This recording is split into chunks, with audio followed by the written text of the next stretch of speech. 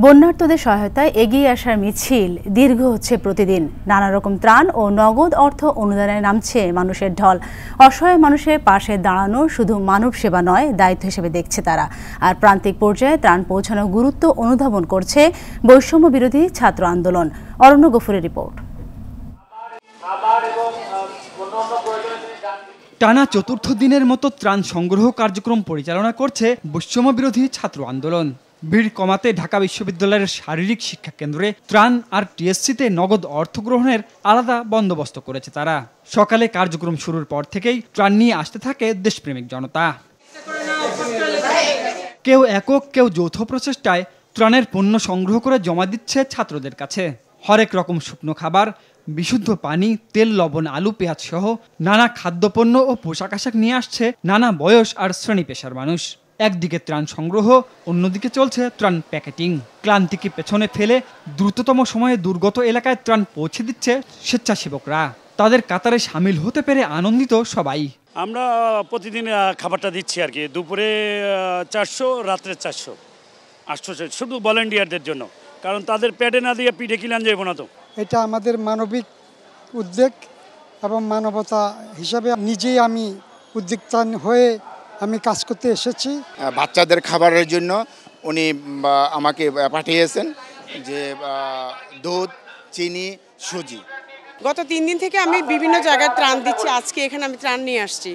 আসলে আমি সামান্য কিছু করতে পেরে আমার খুবই ভালো লাগছে। অর্থ অনুদানে শিশু কিশোরদের অংশগ্রহণ চোখে পড়ার মতো। নারী পুরুষ নির্বিশেষে সব শ্রেণী পেশার মানুষের পাশাপাশি আসছে ব্যবসা ও সেবামূলক প্রতিষ্ঠানের প্রতিনিধিরা। মানবিক বাংলাদেশ গড়ার আকাঙ্ক্ষা তাদের বুকে। বাচ্চাগুলা খেতে পারতেছে না, বয়স্ক মানুষগুলো মারা যাচ্ছে, বয়স্ক মানুষগুলারে আনতে পারতেছে না। খুবই কষ্টসাধ্য ব্যাপার এগুলা দেখে ঘরে বসে থাকা যায় না।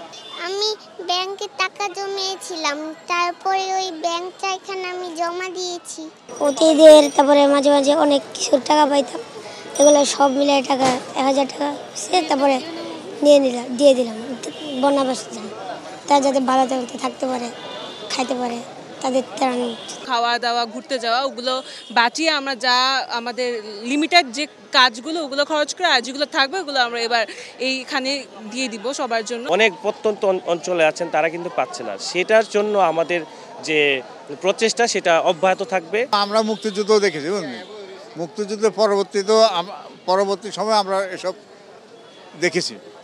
এখনটা দেখে আমার মনে হয় এই ছাত্র সমাজ যদি কিছুদিন থাকে তো দেশ ডেভেলপ করবে এবং দুর্নীতি কমে যাবে। এদিকে ব্যাপক অনুদান পাওয়ায় দৈনিক 50,000 বানভাসী মানুষের জন্য ত্রাণ সহায়তার ব্যবস্থা করেছে আস-সুন্নাহ ফাউন্ডেশন।